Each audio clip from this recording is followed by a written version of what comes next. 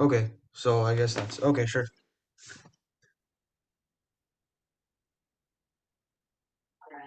What's going on, guys? Now we are at 10 episodes. Unfortunately, Yeah. last Bit episode. of bit of statistical analysis went down the drain there. Yeah, Yeah, that was yeah, not yeah, good. yeah, yeah. My Or our or bad, our just bad. my ability to count properly or be able to Yeah. remember stuff. Yeah. I do not have the memory of an elephant. I have the memory of a dumbass. Okay. I'm just not that smart apparently, and I do not know how to count. I should probably go back to kindergarten and learn with that kid that I used to tutor that thought that the first number that you count cups with is zero, not one. Uh, Well, Regardless, hey, he may not be wrong. He may you not be may wrong. not Who be knows, man? wrong. Like, I mean, evolution is there. Revolution is there. I mean, Never you never know. It know, hits right? it hits when you don't expect it. Yeah, but okay, but we are at episode 10 now. This is a huge episode, Yep. and really, I think you guys are going to enjoy this episode.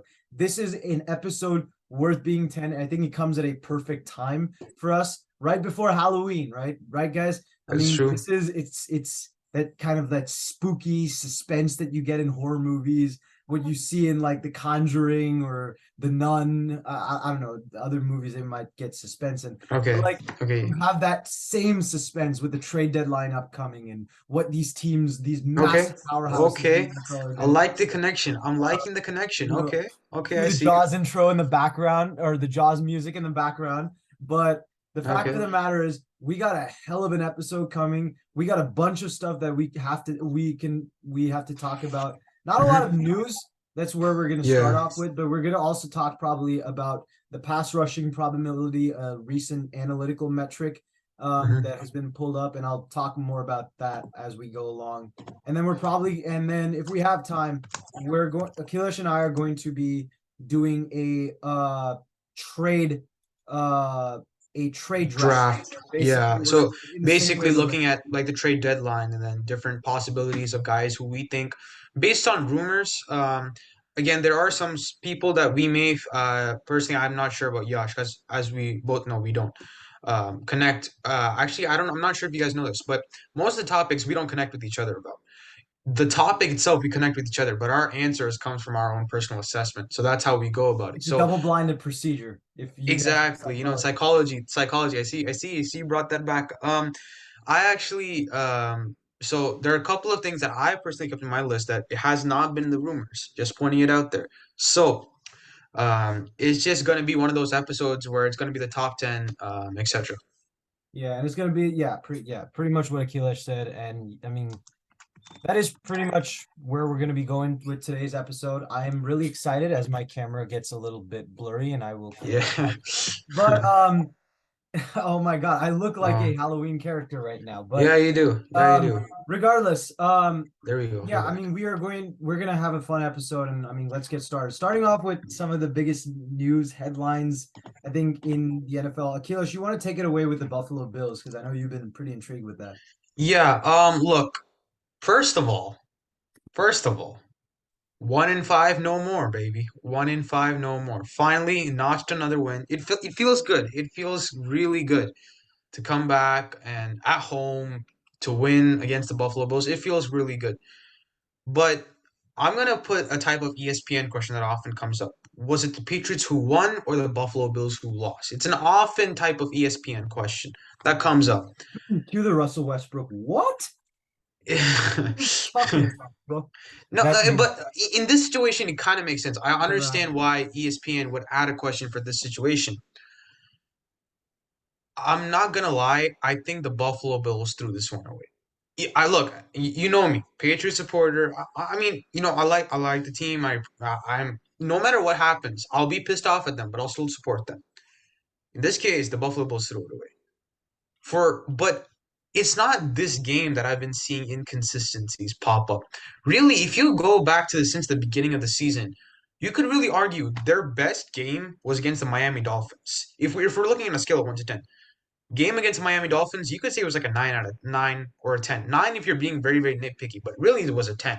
Defense played incredible, completely demolished the offense when it came to Miami's offense. We haven't seen them play that badly like that. I understand last week against the Eagles, but even then, but I personally feel like they have been a very, very lackluster team compared to what they are expected to do. Well, let's think about this. So, in the three losses they had, right? Number one against the Jets, Josh Allen throws three picks, if I'm not correct, All of them 100 to less one than player. 200 yards. All of the picks were to one player. That too. That We're the was one, I think Jordan Whitehead, if I'm yeah. not wrong. Yeah. On the Jets. And let's remember, that's the game where they, first of all, they were apparently expected to win. I didn't think so. They were expected to win. And then Aaron Rodgers goes down on the first offensive pass play call in his Jets career. And they still find a way to lose the game. And here's the thing. They go like, oh, well, the kickoff return got them the touchdown, was lucky. Sure, you could say that. But is 16 points by an offense that had an MVP candidate with Stephon Diggs, Gabriel Davis, who people forget had 4 touchdowns in a single playoff game? Are we really gonna bring up that whole topic about, oh, well, it was just a kickoff return touchdown? No. And then look, the other loss again against Jacksonville, that offense was horrible. Not that the Jacksonville, I keep repeating this. Just because their offense was horrible does not mean the defense was amazing. Let's be offense, not let's be offense. Let's be honest. My bad. Jacksonville's defense was not great by any means. They played actually, if you look at it, there was so much separation between the receivers and the cornerbacks. Stephon Diggs was wide open on an in-breaking route. Out of the film that I saw, out of maybe 10 plays that I was able to see, maybe 5 to 6, which is a lot. Because if I have an in break where I'm open 5 yards out from the cornerback, that's easily 8 yards for me. So, look, if we're just doing some quick math, which we didn't do for the number of episodes we did, but I can do it right now. 5 catches, each 8 yards, 40 yards just off 5 catches. That gets me a touchdown on any drive. Josh Allen didn't see it. Like he completely did not see his number one receiver. That just, I mean, it's not. I'm not here to say Josh Allen is Joe Burrow level underplaying the way he shouldn't. I'm not saying that, obviously. Like he's had good games, or yeah, he's had good games, but he hasn't had the great games that we saw from him last year. He hasn't been that guy where you're like, I'm gonna depend on him with my life right now. Like he has kind of been really iffy, especially against the Patriots. The Patriots don't have Matt Judon. Period on defense. They don't have Matt Judon. Like think about it. Like Matt Judon has not played for like what now? 3 weeks, 2 weeks? Yeah. Like he's been completely absent. And then you have a bunch of, which is very common for Belichick's defense, but you have a bunch of no names, really, if you think about it. I mean, and probably the best. I thought he was going to win Defensive Rookie of the Year with Gonzalez in. I thought he was going to win Defensive Rookie of the Year. He came in. He was the best passing defender for those first 2 weeks, or not best passing, probably the best rookie passing defender, as well as probably top five in passing defenders. He was having a better start than Sauce Gardner was. And Sauce Gardner's had one of the greatest rookie seasons defense players maybe ever had. One of the best. I'm not saying he's the best. Definitely in the conversation for one of the best by a defensive back. The only guys Yeah. that I can think of off the top of my head that had better Charles seasons, Woodson had a better season. Charles 5 picks. Rod Woodson, Ronnie Nitrate Lott had Lane. 7 picks, three pick sixes, a Super Bowl win in his rookie season. That to I understand Lawrence Taylor. By the way, I just want to point Well, that out. I'm 19. talking specifically about defensive No, backs. no, no, no, no. I In understand. I that sense, understand. like But like, Nitrate Lane is probably the standard, but then you But got a he, few but here's the players thing. Here's the before. thing. Nitrate Lane. I honestly the whole 14 interceptions thing. I Yeah, just I mean, I I'm get not that, but I'm at not the end of behind the it. day, like no, I'm not gonna sit here and say that the 14 picks is the reason why that's like amazing. But Hmm. Train, like Lane did have an incredible season nonetheless. All I'm saying is Gardner, Right. like Hmm. all I'm saying is Okay. that I Okay. think Here's the Sauce thing I'll is say. There was no rule in the NFL handbook that restricted cornerbacks in terms of pass interference. There was no rule. In Nitrate Lane's career, Nitrate Lane was known for literally taking his arm, strapping it around, choking the receiver's neck, and I then saw a folding video on him that back. the other day. Yeah, Yeah. his neck. So in those rules, 14 interceptions easy. I hold on a gun. If I'm that strong, I just hold down the guy, throw him down, and then I get a pick. It's It does 14 that interceptions is argument much works easier. against Sauce though, given the fact that he has a lot of uncalled holds. if you look at his film from No, last year. no, no. Okay, But I but get where you're going. I get where you're going. So Night. But I can this here's agree my to that. point. Nitrate Lane, respect, but Yeah. I'm not gonna put him.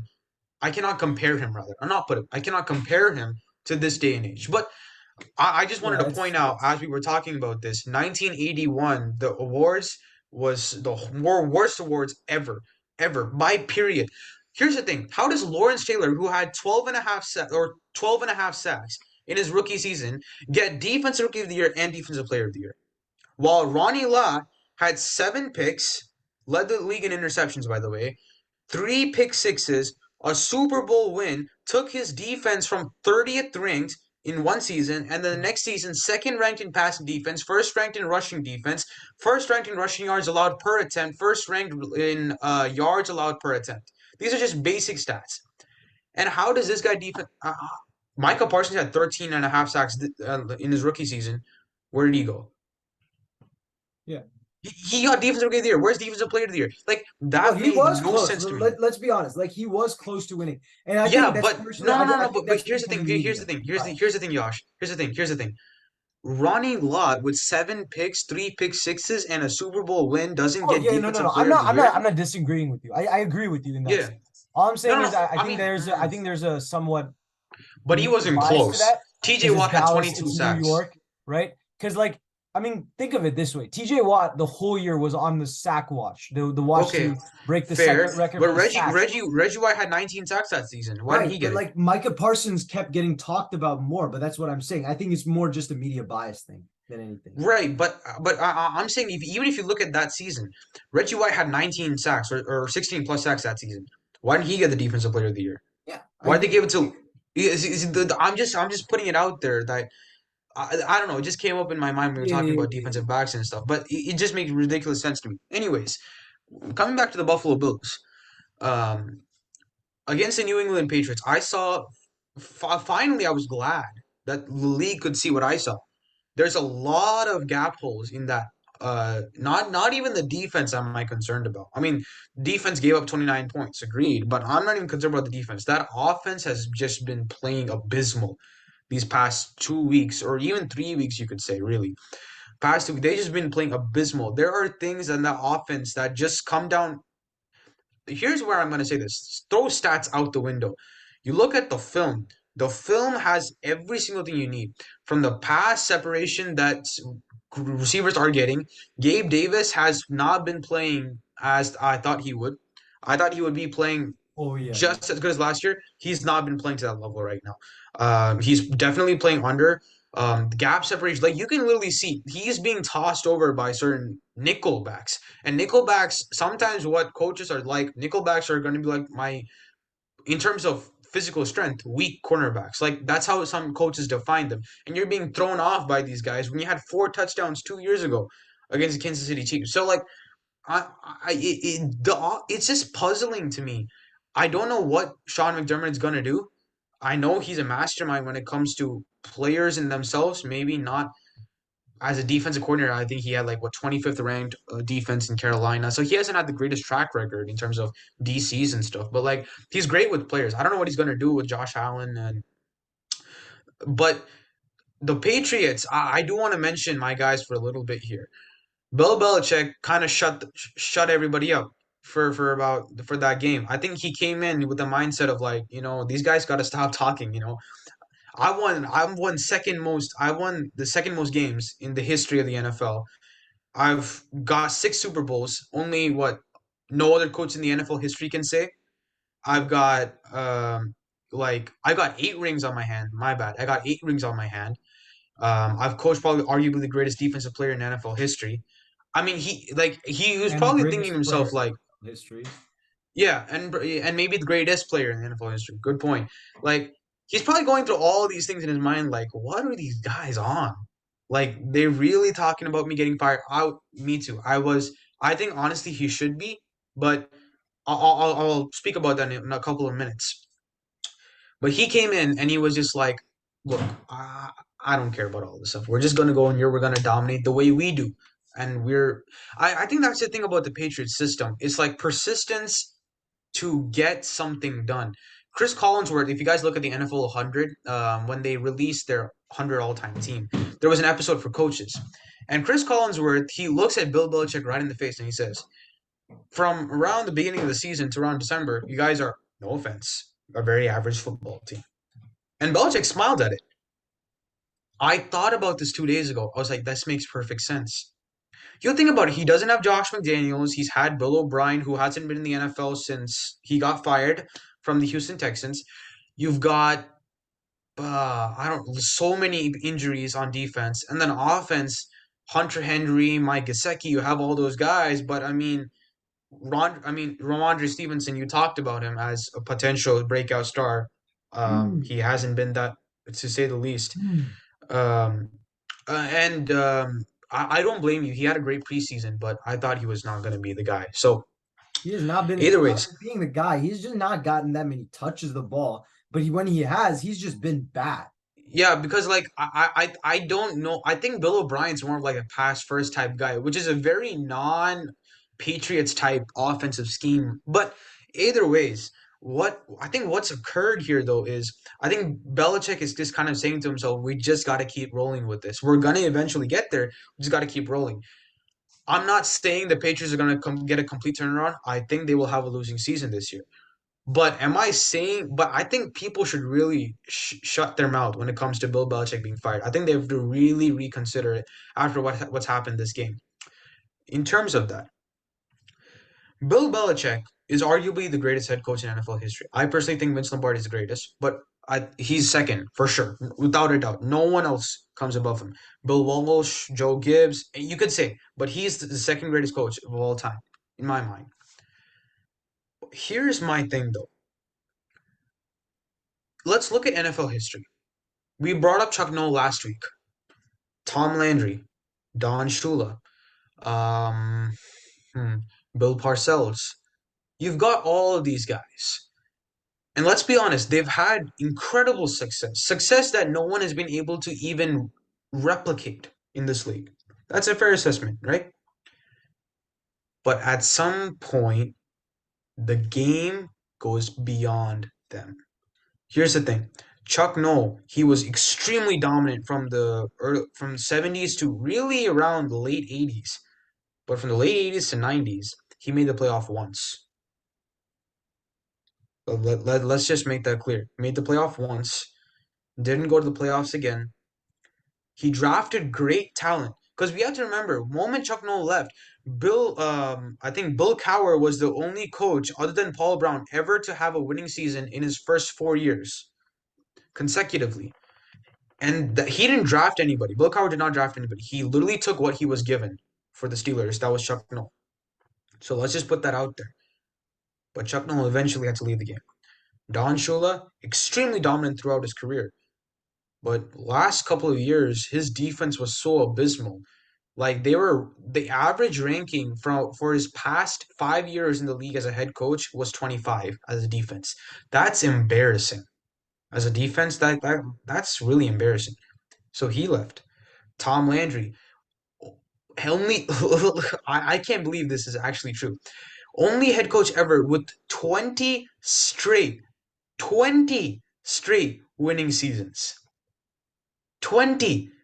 The closest guy to that, I don't even know. Maybe it was Belichick with 12, but the closest guy, imagine, he was 8 seasons off. And this is for a guy who in his first season, I don't know, Yash, if you know this, Tom Landry went 0 and 11 and 1 in his first season as a head coach. So this is for that guy who had 20 straight winning seasons. Last 5 seasons, he never won above 500. See, the game passes by even the greatest minds. Paul Brown, same deal. He had to leave because the game passed him by. It's time for Bill Belichick to go. He's 70 years old. I'm not even joking about this. He needs to take care of his health. This guy's 70 years old. The NFL is no joke. You work from the time the sun rises to the time the sun sets, or even later. It's not an easy job as a head coach. You know, we penalize a lot of head coaches as us or even ESPN experts, even for people who have not experienced the NFL. We penalize head coaches. but it's a lot of stress on their family life. It's a lot of stress overall in life in general, the NFL. And so I personally feel for the benefit of the organization, I think there needs to come a new mind to kind of change the way the Patriots are into the modern day football, but like not think of like 2016 where it was this defense or that defense. Like this is what we are at currently. We have to beat the system somehow by being ourselves. I think that's what the Patriots have to transition into. I think Robert Kraft understands that. I just think Bill Belichick, even though he's the greatest, he does have to leave the organization because he will. I think it'll be the benefit if he leaves the organization as a head coach. I think Every so. coach has their expiry date. I mean, Yeah. said it perfectly. I hate when it comes to Bill Belichick. Everything you said is spot on accurate. I could not say it any better than what you did. You said it very elaborately, very thoroughly. All I will say is when it comes to the Patriots in general, I think there's a little bit of beating around the bush in one sense. The fact of the matter is, I don't think we've said this quite a few times at this point. Um, Belichick is a very, very, very good coach. He is not a legit manager. He has not been for a while. He has been able to, however, get players who are system fits. I think he showed that this last week with some of his big acquisitions in the last couple of weeks, his trade deals, getting back J.C. Jackson and Jackson playing really well that too. I think you get guys who are system fits. I have a specific opinion that I've started to develop in the last couple of weeks as far as cornerbacks go. I don't necessarily think it would be best to say it in this episode, given how highly controversial it is. I think it'd be better to say it in a future episode where we can get into a long discussion about this. You're teasing us. You're teasing us. I see Oh how it is. yes, hell yes. This is I suspense. see. This is Halloween, man. Um, but Mr. Bin Bannock, if you're watching this, Yash is implementing every single source of tragedy you implied in our class over the whole what was his name? Socrates? No. What's his name? Uh Oedipus. no. Oh, The Sophocles, the author, right? Sophocles. Sophocles. There we go. In Um, case you guys are have zero idea what we're talking about, Mr. Ben Bennick, shout out to you.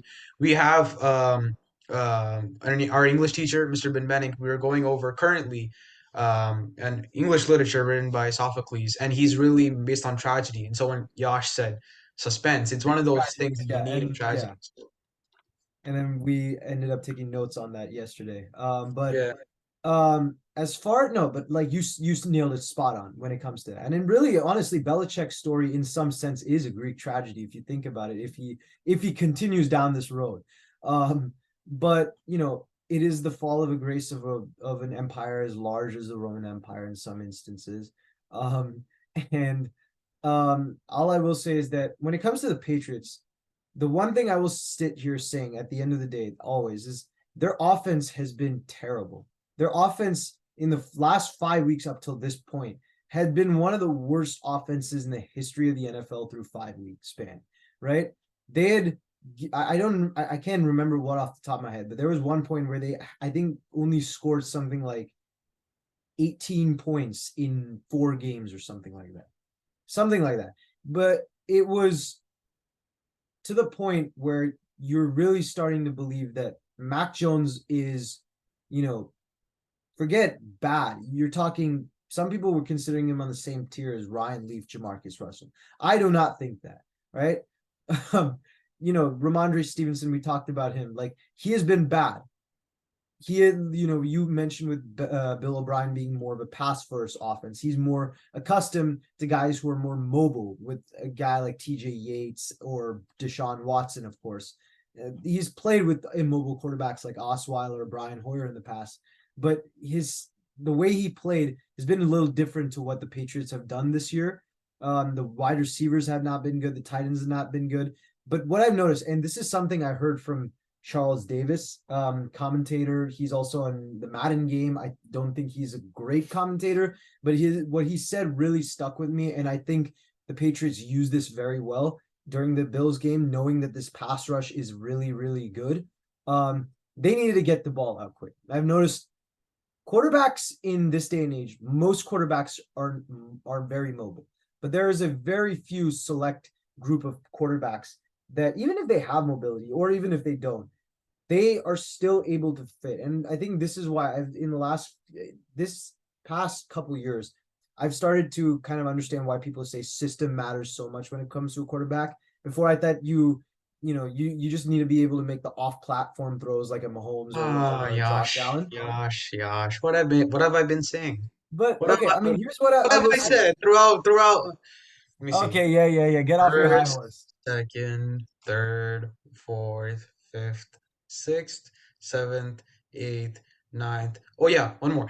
10th episode is what I've been saying every single No, day, no. I man. mean, I've felt this more and more, but I think I'm really starting to make it something concrete in my beliefs of football. It's just like you look at guys like Jared Goff. You look at a guy like Kirk Cousins, who, by the way, scorched my 49ers, and I will never understand how we didn't get a single sack on him. Embarrassing performance. But you know, you notice with even and I think Tom Brady really set the blueprint for this, and he was better at this than anybody.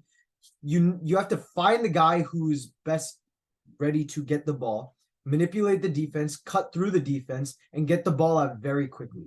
Brady was the best at doing that, and he had a little bit more skill in as far as what he developed over time with New England than say a Jared Goff or a Kirk Cousins. But I think this is a game plan that I think Bill O'Brien perfectly utilized with Mac Jones against the Buffalo Bills, and it worked to perfection. I think with Sean McDermott not being as good as far as utilizing pass rushing schemes compared to Leslie Frazier, I think that also helped. And Mac Jones was able to find his targets, who somehow got open. And I think part of it is also the fact that the Bills are kind of shallow as far as their cornerbacks go, which became a favorable matchup for the Patriots. From the Bills side, I will say this.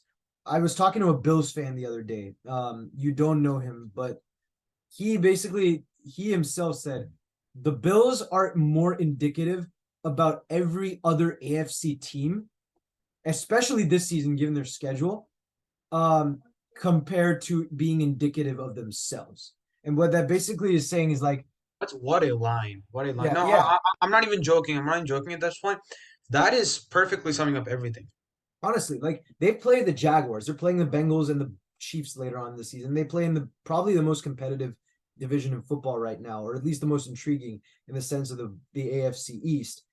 And you know more about the Dolphins than them based on how the Bills have played. You know more about the Jets based on how they played. You know more about the Chiefs and the Bengals and where they're going to line up, where the other teams like the Ravens, the Browns, the Steelers are going to line up, where the Jags how well the Jags are based on what you said earlier. All of this is, I think, very, very. I think it's very clear. You know, the Bills. This is a team, and I've said this in the past. This is a team that either plays like they're the greatest team in NFL history, or they play like they're in Pee Wee football, and they're the worst team in Pee Wee football for that matter. Josh Allen is incredibly inconsistent, as great as he is, and in some way, he's almost by default a top three quarterback, even though we know his talent, but he's more default than is really based on his own skill, given the fact that he's played longer than more of these players, played elite at a longer level than other quarterbacks, been more consistent than other quarterbacks on a year-to-year basis, right? So the Bills, I just like I don't trust them that much. Like they have a great roster, and I think they have a better roster than in some years past. As far as the level of dominance, though, they don't have that, and they're just not as cohesive as a team. And that's very concerning if you're talking about where they line up in that AFC East and how well they end up playing in the playoffs, which has been, of course, their Achilles heel. Another reference to the Iliad, I guess. But that has been their Achilles heel for a long time, and I think it's not going to change if you keep playing like this. But moving on, we got another story. We're going to be a little quicker on this for time purposes, My but bad. I had to do that. Patriots, I had to do that. no, Okay. I know, no. Hey, I get you. I went on a 49ers rant last week, so now your turn as a Patriots fan.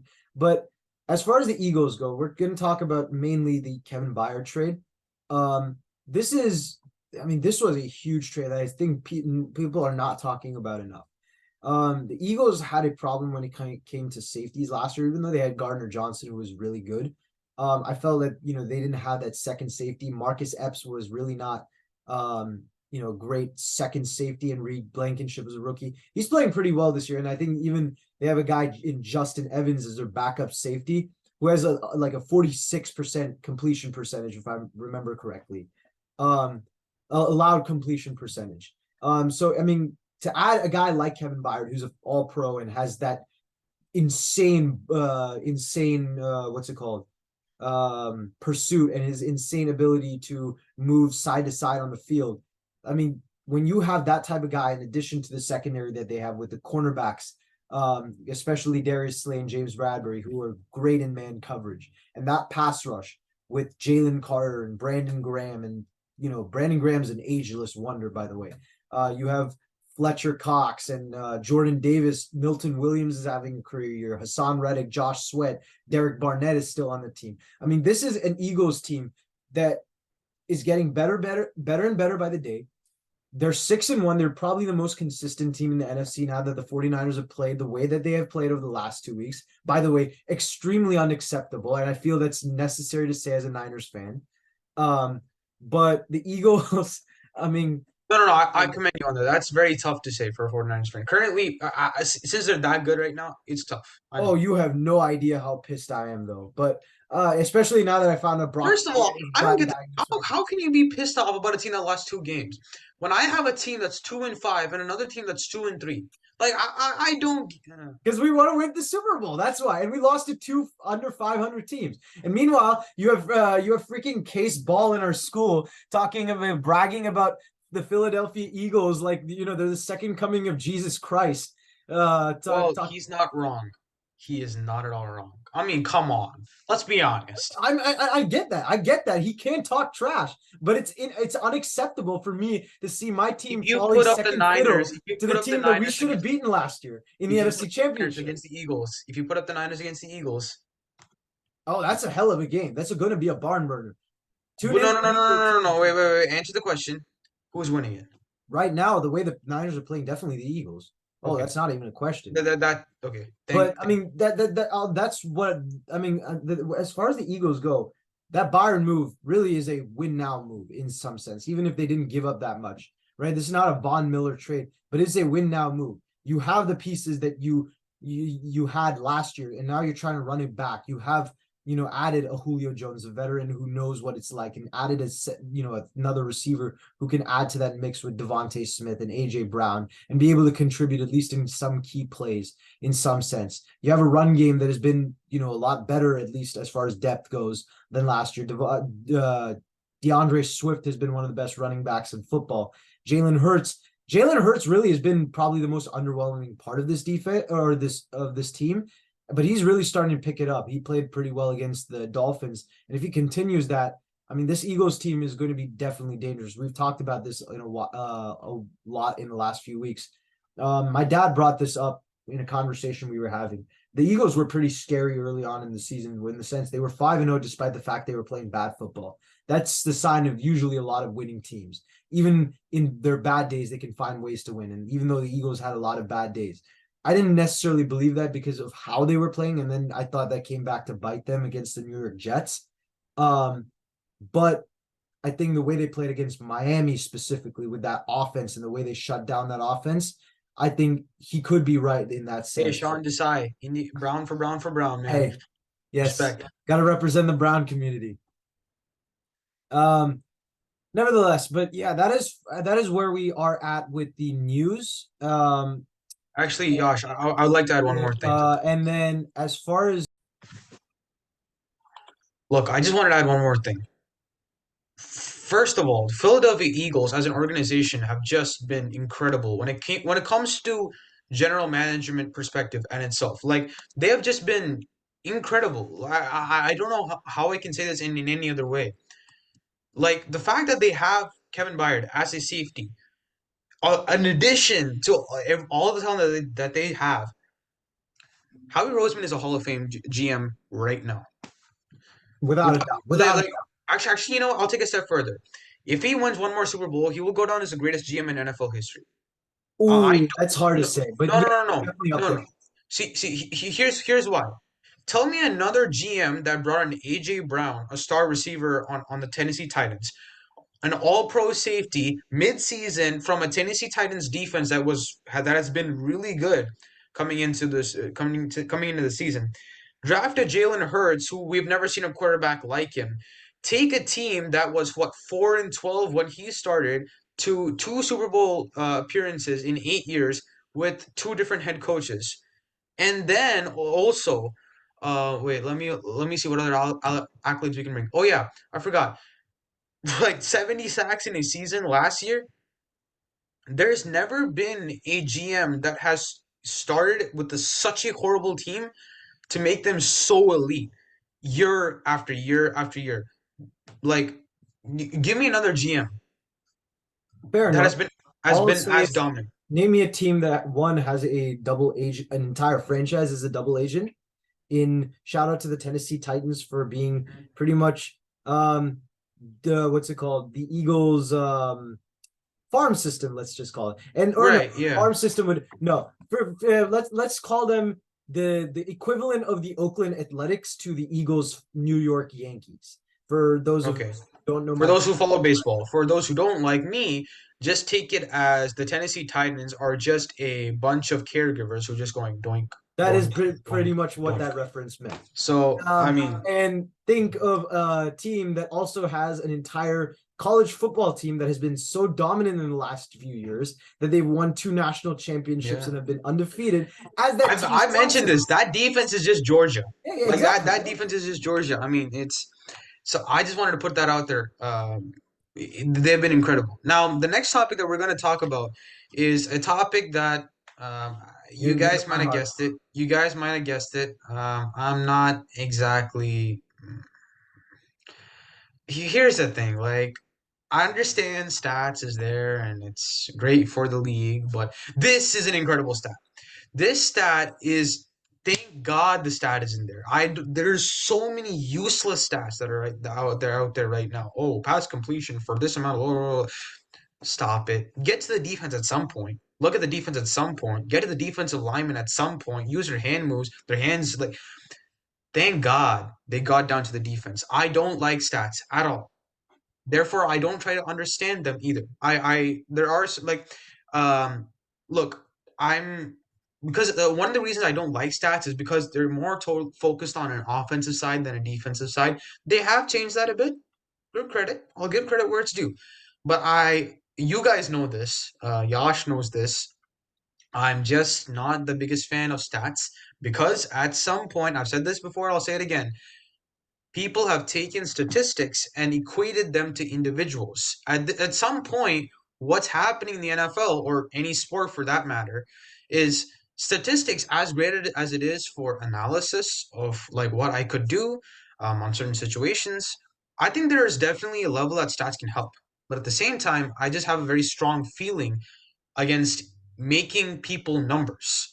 At some point, we're just going to look at Josh Allen and say, instead of Josh Allen having a great arm, great reflexes, great eyesight, looking at the film, seeing what to do, we're just going to be like, oh, 64% pass completion, like 0.84 air yards per attempt or something like that. Like, that's what we're equating them to. And I just don't think that's fair on the players. Neither is it I think, a legitimate, really legitimate, you know, assessment of the individual. So that's again, stats, me, don't go together. I will add to that how in some sense I do think Ian, so you have a point. I will say where I think stats is definitely useful is I mean it's a tool, right? You got to use it properly. Problem is a lot of people use it as the end all be all when they don't know what the stat even means.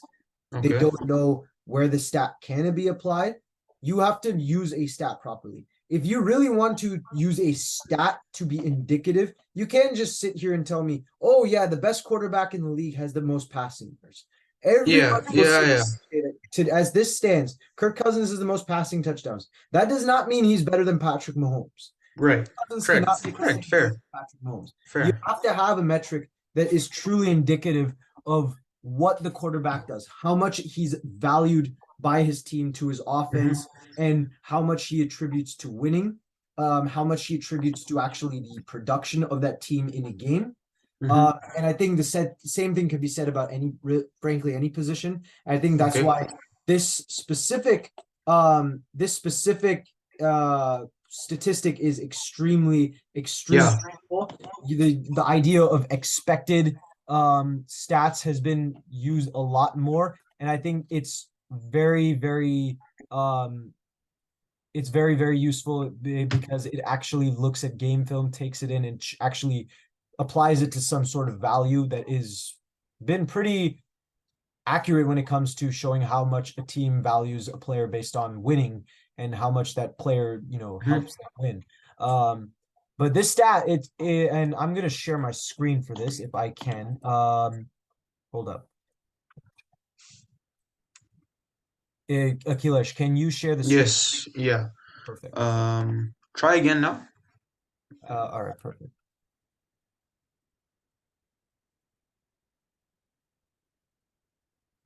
Awesome. So here we go. As we can see for this, this is an article released by the NFL, by the NFL website involving the introduction to pressure probability. Um, Hmm. the idea was that Amazon Next Gen Stats, by the way, one of the best analytic um, networks out there, in my opinion, probably the best. Sorry.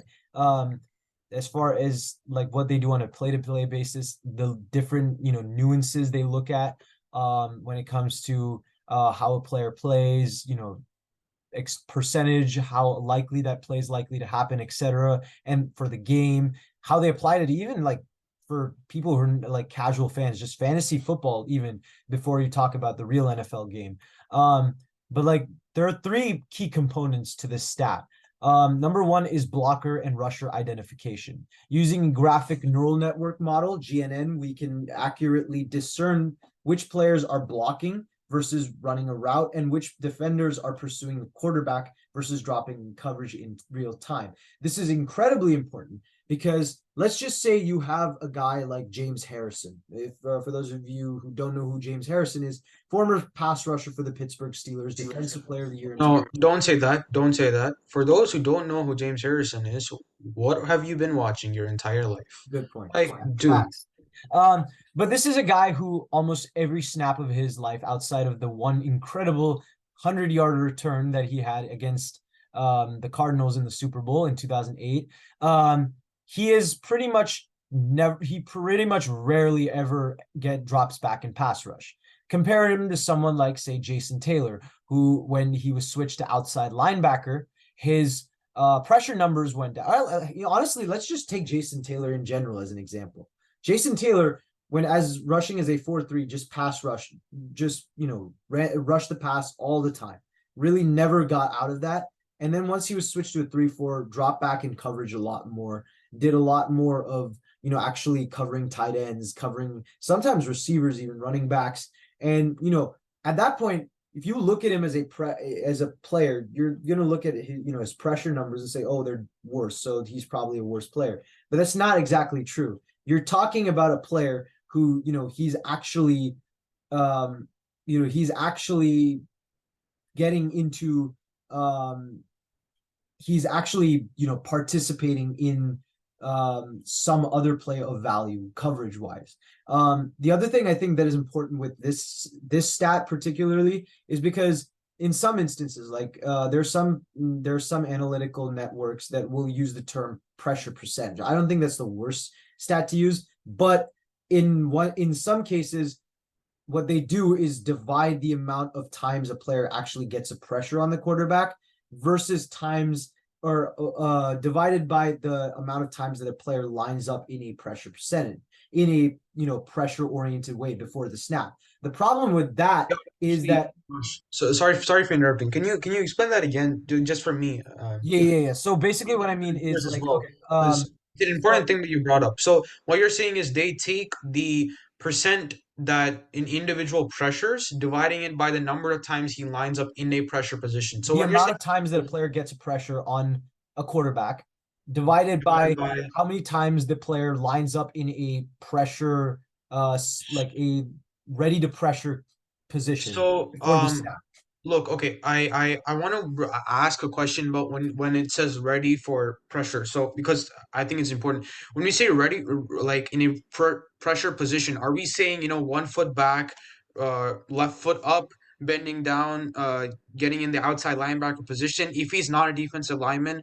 Or is it like, I'll give you a better example. Brian Flores in his schemes, right? Yeah. If you had those outside linebackers that are like on the, if we're looking from an offensive perspective, like the B gap or of the B gap, Yeah. either side or A gap, and they're like this, like ready to battle blitz. Is that what you're coining as a pressure position?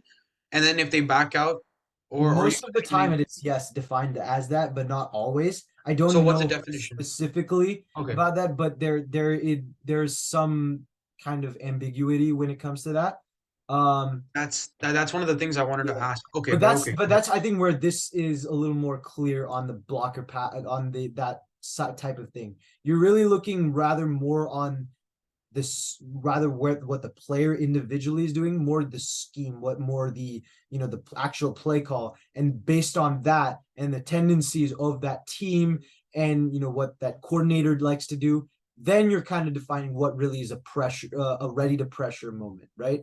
Then you're more accurately being able to decide, okay, there are going to be certain plays where a guy like Fred Warner or Ray Lewis is going to line up looking like he's ready to pressure the quarterback, and then he drops back in coverage, right? James Harrison actually did that in that one play against the Cardinals, and that would be what would you really list that as? Not a pressure, right? Like that's where it kind of gets hazy in this sense. That play where James Harrison, that is a little bit of an anomaly because he was supposed to pass rush on that play. He didn't because he saw something that Kurt Warner was going to do, that he basically just went away from the what the play call actually was. But other times where you have a guy ready to pressure and then he drops back, and that's because of the actual play call. Those are times where that's going to be looked on the stat sheet as something that's inaccurate. Whereas if you are to actually take that out of the picture, take out the times where the player is looking to rush the pass and then drops back, then you're just looking at really the one-on-ones, or not even one-on-ones, but just the times where the player is actually going to rush the pass. And you can do that still, even if you're looking at the play even before the snap, based on tendencies of this coverage. And I think that's extremely key. The second part of this article talks about pressure probability, right? The model gauges in tenths of a second the likelihood that each defender creating pressure, each defender creating each defender creating a pressure. The output of a random forest model offers a multitude of measures to assess each pass rusher's performance on an everyday play. In addition to a team composite pressure probability, two separate models were created to quantify pressure for each individual pass rusher. So this is more individualistic. This is more focusing on the individual side of a pass rush. Obviously, an Aaron Donald, based on a number of things, is going to be a better pass rusher for something than the average, edge rusher or defensive tackle, because he's just Aaron Donald. He's that good, right? You're looking at several things in this specific model where you're looking at, well, there are two separate models. One, you're looking at the technical scheme. A lot of things that Keelish has brought up as far as what makes a great pass rusher. A great pass rusher involves, how they use their hands, how they move around, where they line up, all that stuff. And then, who are they matched up against? I think that, well, that kind of goes into number three, but really how they are able to get to the player, how good they are at creating pressure, and what they do on a given basis. Whether does the quarterback call an audible, do they switch and decide, okay, I'm gonna go focus on the running back, and focus on tackle for loss, blocking, so getting my teammates involved more by taking a double team and letting a Dante Fowler or someone like that get across the right side for an open sack, right? Stuff like that. That I Josh, think is, actually, Josh, along with that, I had two questions. Sorry for interrupting. I had yeah, two yeah, no questions. problem. One of them was, so you mentioned audibles. That's what I wanted to ask about. What's the metric for, because so if I'm a pass, let's say I'm Brian Burns on the outside, Carolina Panthers, I'm on the outside. I see an I right, it's an I right call play, first and goal, second quarter, they're down by 3 points. Let's say it's second and goal. They're in the I right position. They have 30 seconds left.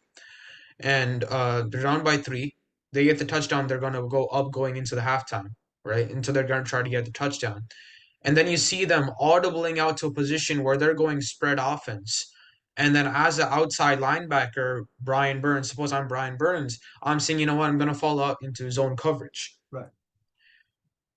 So as is, are they using so in that state, are they using the statistic to show that he's not gonna pressure because he has to change to that audible? Because if they're doing that, essentially this is what's coming to me. They're able to grade a person's IQ. Yes. Essentially. In the specific instance you gave, it's a little different. It kind of goes back to what I said in number one, as far as kind of just the pass rusher. But yeah, it is basically giving extra brownie points for, being able to recognize that. And I think Right. that is really, But what is the difference between a guy like Brian Burns versus a guy like any other pass rusher? what if even though he audibles, what if it's not the right okay, suppose he audibles on a second goal and he pass rushes and the running back is wide open, but Brian Burns gets enough time and then he gets a sack. See, in reality, he should That's have a not bad gone for play. the pressure and he should have not gone for the sack. He should have been in zone. So are we giving him brownie points for getting a sack and applying pressure to the quarterback to not allow him to get to the running back? Or are we docking off points because he's not playing zone coverage and he's pressuring? Well, that's a matter of shoulda, coulda, woulda. In that sense, you're basically, well, not a really shoulda, coulda, woulda. Actually, no. It's more a sense of just you're basically giving him brownie points if he is to drop back. But if the running back is wide open and that was his role, unless it was like the James Harrison thing where it was Hmm. out of the play, you're probably going to dock him points. If he still Okay. gets a sack, that's still credit in a different way, but it's Okay, not I see. indicative. You get what I'm saying? It's not like Okay, I understand. it's like the whole thing that PFF has with the pass rushing grade and the rush grade. Mm-hmm. It's that type of thing. Okay, Different, but the reasonable. same type of idea. Um, That's fair. and I think that's where it really goes. And it really depends on, I mean, it's the whole Amazon next gen, I think, and this is something that was inspired by Moneyball and what Hmm. MLB uses. A lot of MLB general managers use this.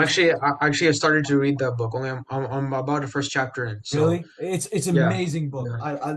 It was one of my favorite. It's one of my I favorite. don't like books. I dislike books a lot because they make me very sleepy. So I'm not able to give 100% focus to it. But I have started reading the first chapter. So Speaking of won't Michael mind. or Wow. books by the author Great book. Great of book. Moneyball, Michael Lewis, The Blind Side. If you guys know, this book was made into a movie featuring Sandra Bullock. Very famous movie, was nominated for a few Oscars. A movie Great about book. great story. Unfortunately, a little tarnished in recent memory because of certain things going on between the family and Michael Oher. But an amazing story about Yeah. Michael Oher's Great book, bro. upbringing. Awesome story, Great book. highly recommended. Michael Lewis in general is one of the best authors. When it comes to the Regardless, NFL, going, especially. oh yeah, oh for without a doubt. But regardless, going back, it's that same idea, the grid, the whole next gen grid, and being able to Mm. utilize certain points and being able to understand Right. how those points matter to how a player plays, how a team plays, etc., and kind Gosh, of combining this. actually, great point. How the team plays. I'm not sure if they bring this up. I did look through it, but I'm not sure if they brought it up. So there is certain situations in football where I've looked at a couple of playbooks like these, not like 1958 stuff, but like recent time. Like if we look maybe 20 years ago, to say the least. There are certain situations where okay, I'll do this. You know what? I will go a long time back. 1970s, the Pittsburgh Steelers. They had a defense called I think they had it was a 3-4 defense essentially, but there was Joe Green. Basically, he lined up in an alignment where he tilted himself in such a way that he would be right between the center and the guard, and when he would go in, he would attract double the pressure. It's a fairly decent concept to visualize, correct? But he didn't get as many pressures or sacks, etc. Right? And in the current age too, there are certain players who are designed, especially on stunts. That's why I want to know how they grade stunts. But like on stunts, they're specially designed to attract double teams. How do they statistically analyze that individual's presence or that individual's impact on a play? Is it based on how open the other guy gets because of the double team? Like what's the way in which they measure statistically the effectiveness of that individual? That I mean, okay, that is going back to what I said about kind of like Aaron Donald versus the average defender. It's really Yeah, but dependent that's on really what you're capable of doing. Your your hand but, combination, but how do your they how do skill. they how do they grade capability? You take every you take every type of move you use, how each play works. There's a thing that Moneyball will say. So when you read that later on, every Mhm. individual play has been used before in some semblance, not to the exact same way, obviously, right? You're not in any instance, but every play has had, two things that are generally similar happen before. Okay. See, Ash, but like One, here's the thing. Here's the thing, though. Here's the thing. I slightly disagree with that because if you're saying that, just saying this, there's a lot of mistakes that happen in the NFL. There's a lot of mistakes. You look at Aaron Donald, I understand his hands are incredible, but 50% of the time, pause. I'm actually saying this, 50% of the time, it's the offensive lineman who's making the mistake rather than Aaron Donald making incredibly smart plays. Right. So if we're grading Aaron Donald based off intimidation as well as this, then yeah. But like I just Well, this is that's why I was also part of asking the you. thing. Even if the player makes a mistake, and Deion Sanders actually said this earlier in the year when it came, earlier in the week when it came to the whole cheating scandal that is Mhm. going on with Michigan involving like stealing signs or whatever. I don't exactly know what exactly is going on. It's been pretty unclear. Even as a Michigan fan, I want to know more. Yeah. I want to know really if we did cheat or what, and I would hold my team Houston accountable in that Astros sense. again. I'm sorry, what? Go ahead. Okay. I will get you Houston back on that. Astros again. Videotaping Oh, 2007. oh, Deflategate. you really want to start that. You really want to start that. You know what the problem with all of this? None of it was true. Sorry to say it, man, but none of it was true. This one though was flat out true. That was the only problem in that whole Okay, thing. here's the thing. I want to know more. Again, I really want there's just not a lot of stuff that has been said. There's evidence I've heard, but there's not a lot of the stuff that have been said. I want to know more. Okay. Um, but what going back to the point, he did talk about you can know what the hell is coming. You can know what that a player is going to make a mistake. You can know that something is going to happen, but you still have to be able to execute. That's the rare thing about football. It's not so cut and dry like baseball, where if you know what a changeup is, you're going to hit that out of the park. You know that a curveball or fastball is coming, you're going to hit that out of the park, right? Yeah. Yeah. If you in football, you can know that Myles Garrett is probably going to put that crossover on you like he showed, like he tipped against the Bengals. But the Hmm. chances are he's probably still going to do that against you because he's Myles Garrett. You have to find a way to stop that, right? That's the thing about like football. And in that sense, yeah, you might discredit the what's it called, the offensive line for making a mistake, but you still have to credit Aaron Donald if he makes the play because he made the play, right? That's Okay. where I think it's a little bit separate because you're grading the offensive lineman and you're grading the defensive lineman separately. Football is the rare sport where most things that happen, it's not like two things can be right at once. Generally, when football happens, it's either one thing or another. There's some Okay. instances where both things can be true, obviously, but most times it's not. And I think that's something that really can be said. Okay. Talking about pressure probability, there is more in this article about it. Um, the opportunity of a defender to generate pressure generally depends on a few things. Number one, how long the quarterback holds the ball. That can also be indicative of how well a defensive lineman is good at getting the ball, how quickly he gets to the quarterback. Obviously, quarterbacks can get out the ball pretty quick. How well you're able to get in the quarterback's pressure, in the quarterback's grill, be able to trouble him to make that terrible throw, and how quickly you're able to do it. That's definitely a thing. There's a lot of research when it comes to that, and there is a lot more stuff that involves that, as far as time to pressure probability at snap, based on, of course, the alignment, relative locations, what I said about hand combinations, average pressure probability, pressure rate over expected, which is more really what they're expected to do before the snap based on compared to what actually happens. Negative rushes, positive rushes. That's what you were talking about with the Aaron Donald versus the offensive line thing, etc. So, I mean, there are definitely a lot more variables to this. We don't really have too much time. Again, this is can be said the same thing with the quantifying performance of the O line, matchup frequency, pressures allowed, blah blah blah. Right, all that other stuff. That really is essentially the you're looking at the end of the day the matchup between the O line and the D line. The mistakes is one thing, of course. The way the defensive lineman is good at, how capable the offensive lineman is good at. I think the blueprint of this in recent memory is Myles Garrett versus Trent Williams. Obviously, we know Trent Williams was hurt, but you still have to give credit to Myles Garrett for literally lifting Trent Williams off his feet like Reggie White. Not many players, even for an injured Trent Williams, can do that, right? That's insane. So at the end of the day, that is credit to Myles Garrett. And that's, again, the third thing that comes up, blocking matchups. Who blocked who is so, so important. You're going to have a harder time against Trent Williams, even if you're Myles Garrett, than if you're, if you're an offensive line, than if you're like Austin Jackson, who's a random offensive line I just thought of, or if you're a defensive lineman like Myles Garrett's teammate Obanaya Okoronkwo, right? You're gonna have differences in how they play, how those two players play against each other, etc. And I think that also definitely is a key contributor.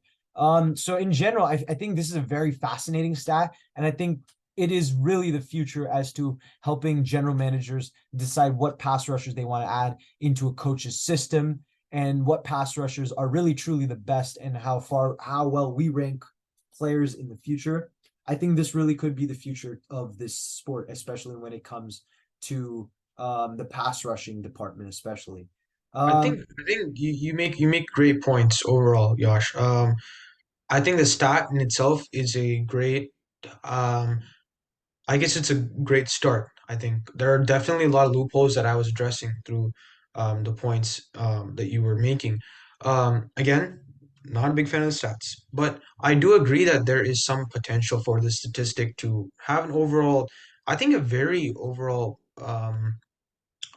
not going to say extremely impactful, but I think this is a very good step to generalize.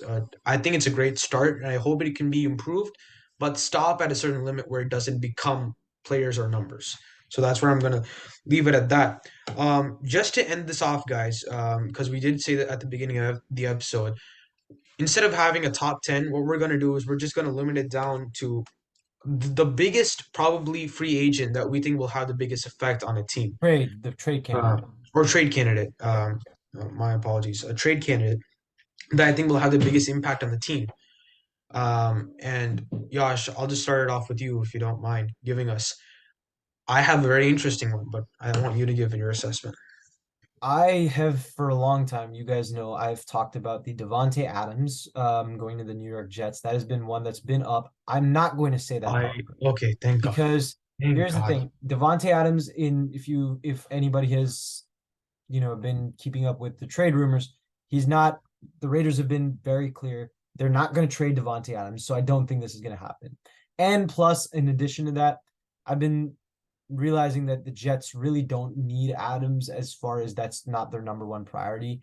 You talk about in the originally I thought that would be a win now all in push move when they had Aaron Rodgers. Even if they were struggling a little bit, which I thought they could have, you know, Devonte Adams could have helped them out of that and really pushed them to that next step. Then Aaron Rodgers got hurt. Then I thought they might be desperate because of how bad Zach Wilson was playing, and they didn't seem to be using the run game. I thought they might want to get a guy like Devonte Adams. Then the Jets actually started winning. So then it really felt like they were in the middle. They didn't really feel that desperate. And plus, they're in a position where they kind of need their first round pick. They don't want to waste another first round pick having to give up in a trade. Obviously, Devonte Adams is really, really good. So you're going to have to give up a first round pick to get him. I don't think the Jets are the team to do that anyways. So I don't think that trade is going to be on the table. There are a few trades that I think are very likely, specifically with the pass rushers. The one I'm going to go with that I think is very likely is Brian Bur or no, sorry, not Brian Burns, Montez Sweat to the Los Hmm. Angeles Rams. Here's the Very thing about the interesting. Los Okay. Angeles Rams. This Hmm. is a team that loves athlete pass rushers. If Yeah. you look at the pass rushers that have come and gone on this team, Robert Quinn, Dante Fowler, Leonard Floyd. Now they have Byron Young, who's in a speedster on that side. They drafted Terrell Lewis a few years ago, who is an immense athlete, right? They like guys who are really, really fast and have great get off. The two things about Montez Sweat, he's extremely fast, extremely freaking fast. He ran a 4.3940 as a 260-yard or 260-pound pass rusher at the NFL Combine. He runs about 20 miles per hour as a pass rusher. And he's probably one from the production standpoint, he's better than all of these guys, right? All Leonard Floyd, Dante Fowler, all of that. He's better than all of them on a consistent basis. He also has a lot more technicality than any of these guys, something that I think Sean McVay or Raheem Morris and Sean McVay are going to be intrigued by a lot more. Given that they've not necessarily had that, you're going to need that a little more, given that this Rams defense is definitely not as talented as in years past, right? From that sense, this could be a move that they really need. Hell, you look at Von Miller. That was another athlete that they had. Von Miller was a key piece to when they won the Super Bowl. I'm not saying that I think that this Rams team is a Super Bowl team like a few years ago. They're definitely not. But you had a guy like Montez Sweat, a guy who not only can be good for now, but really can be that long-term piece and can be really good even as Aaron Donald starts to age a lot more. I think this could end up being that move that really is a futuristic move and at the same time, a present day move for the Rams that helps them now while also helping them in the future and being able to, catalyze them into that playoff push when there's really not a lot of teams, in my opinion, that have the ability to get that seventh spot. They're, to me, the bet. I mean, I've said this even in my playoff video, even in the predictions video that we had a few weeks back. The team or a few months back, the teams that I think are the top six teams in the NFC, I think are clear cut to me. The 49ers, the Eagles, the Lions, the Buccaneers, the Cowboys, and the Seahawks. Not necessarily particularly in that order, but those are the top six. After that, there's a huge drop off, and there are a lot of teams that could get that seventh spot. The Rams have played the best of all of them. I think if you make that move, they're at the front of the door or they're at the front of the line when it comes to being that seventh team to make the playoffs for the NFC. So I think that's definitely an intriguing trade. The other one I thought of was Derrick Henry to the Baltimore Ravens. The Ravens have, I don't think this is as likely given the fact that the Ravens and Titans have a little bit of history dating back a few years ago, but the Ravens are desperate for a running back, given that J.K. Dobbins is out. Their pass game has played a lot better, but this is a run-heavy team. Their identity is a run team, and getting a ground and pound running back as destructive as Derrick Henry, that would be really good. And plus, I mean, just from an entertainment standpoint, this is a dream trade. I mean, can you imagine Lamar Jackson and Derrick Henry on the same team? I mean, that's just insane. I mean, the way Lamar Jackson played last week against the Lions, if he plays like that and runs like he always does, with Derrick Henry too, I mean, who's going to stop that running offense? That nobody. And this is a Ravens team that has really played well. So that will be an exciting trade, in my opinion. Two things. Montez Sweat to the Rams, I think, is a great option. I think it's a great point in terms of the Rams having a history of favoring athletically superior defensive players. I think it's a great pull. Derrick Henry to the Ravens. This has been talked about a lot in the news. Here's the thing. I don't think Derrick Henry will fit into that offense. I understand it's going to be a pound type offense, but at the same time, Derrick Henry is fairly slower compared to the other running backs that they have on that offense. And it's a run offense that's based off speed rather than a run offense that's based off pure toughness. So again, it's a very small difference, but it can bring up big effects. The offensive line is trained more of like let the guards go out and then that type of. Rather, if you look at the tight ends offense in their history, it's more the receivers and the tight ends making the upperwards block, and then the guards staying down and just pulling the defensive lineman in front of them. That's how Derrick Henry is usually accustomed to playing as a running back. So in that way, I disagree with the Ravens and the Derrick Henry deal being the best out of them. But I'm not saying it's not a great deal.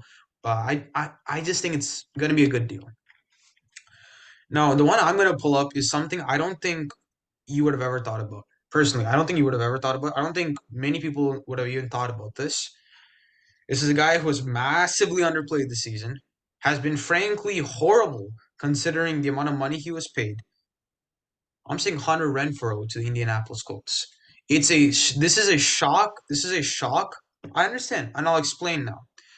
Beginning of the season, I've been wrong through pretty much so many situations throughout the season. But one thing I've been right is Shane Steichen being a stud as a head coach for the Indianapolis Colts. I was right about that. Rewind the tape if you want to, but I was. Shane Steichen has come in and he's done exactly what I thought he would do. Take advantage of that run game, use Anthony Richardson. Obviously, he's out right now. But Gardner Minshew, last game against, I mean, he's played, let's be honest, 38 points against that defense that held your 49ers down to 17 points is a feat that should be taken with, every single award possible. Oh, without a doubt. That offense was amazing, to say the least. One thing this offense is known for, especially coming from the Eagles, is a spread first type offense. They use the spread to their advantage, use the speed of their running backs for the receiving side. So in that way, I feel like spread works the best for them. That's why I feel Hunter Renfrow would be so good. Inside receivers, the zebra, or if you want to call it it's most of the time that zebra. He's kind of like, if you think about it, the nickel of the defense for the offense. Like that kind of guy that you can plug in for speed, for burst, for good gain yardage. And he's also a great blocker. People have forgot about that, but if you look at him as a blocker, he's a great blocker on the inside. He's kind of like a Julian Edelman when it comes to blocking. Not as good, but when it comes to blocking, he's like that. So you can use a run game with Jonathan Taylor, who is slowly getting there. You have Gardner Minshew, who is, as a quarterback, needs a bit more help other than Micah Pittman Jr. and then a couple other guys, really. And then you have Hunter Renfrow, who on the inside can dominate, especially on the in cuts, which he has been doing. One of the few good things he's been doing with the Raiders so far. I think that Indianapolis Colts offense just goes another level. Bro, that It may that not seem. receiving core. If they add Renfrow, that is sick. They have Josh Downs, Isaiah McKenzie. They have Michael Pittman, Alec Yeah. Pierce. That is a good receiving core. And you add a So Renfrow. yeah, that's why I'm saying, and let's be honest, Quentin Nelson has been playing very good as an offensive guard. There was a lot of bashing about him last year. This season, he's playing like a top five guard. So I feel like Hunter Renfrow being added is gonna be the better deal out of really all of these. If you really think about it, because in the long run, they're going to another level, especially that defense improves. This is a playoff team. So look, guys, that's all for today. This is episode 10, just confirming. This is episode 10. We can count. This is episode Decade. 10. Finally a decade and a great episode. Now it's a decade. It's a great episode. I think I've blown everybody's mind. And I think I've blown it in the right direction, if I may add. Because I know there have been some Brock Purdy's number 6 blown directions, and then these past two games have confirmed what is going on with that. But, but, it's just, look, all jokes aside, I think this is a great episode. I think that we I mean, it's a different dimension. We brought up statistics, which we have really never brought up to this degree. So, a bit of old history here and there with Lawrence Taylor and things. And then I think overall it was a pretty good episode. We hope you guys are watching and following as we're going along with this. Um, and hopefully, you guys are bringing in those fans that we need to make this channel just go up to the next level. So, and one thing, if I may add, we are waiting on Yash's suspensive things that he was saying about the cornerback position. So, do look forward to that on our 11th episode. That should be coming up soon. Yeah, I mean, Akila said it best. Tune in for episode 11 if you really want to see about what my opinion is on cornerbacks. Again, cue the Jaws music. That's the suspense, greatest suspense music of all time. Um, we might have like a Fight Club type reveal if you know what I mean. But but Oh God, this was a great episode, guys. I'm this sorry was a that great had to come episode, out. guys. What happened, dude? We had a great episode and you just blew it. How did I blow it? No, like Fight Club, really? Fight Club reveal. You've never seen the reveal at the end. You got to see that then. The people in the people who watch this channel who know what movie I'm talking about, you know what reveal I'm talking about. I'm not gonna spoil it No, for. no, I know what reveal you're talking about, but at the same time, okay, you know what? Okay, okay. Hey, but we've had a lot of fun doing this, guys. Like Yeah. and subscribe, share this out to all your friends. You know, comment, let us know about any feedback you'd like. We're trying to get Yes. Yeah. more and more different possibilities, trying to get this into shorter videos when we have a little more time, obviously. Um, and college apps are going down or Yeah. starting to get pretty close. So we should probably have more time as this opens up. And then let us know again what you think. But yeah, I mean that should be it. The decade has happened. Yep. Decade is completed. Now we're on to our next decade. So tune in. See you soon. Peace.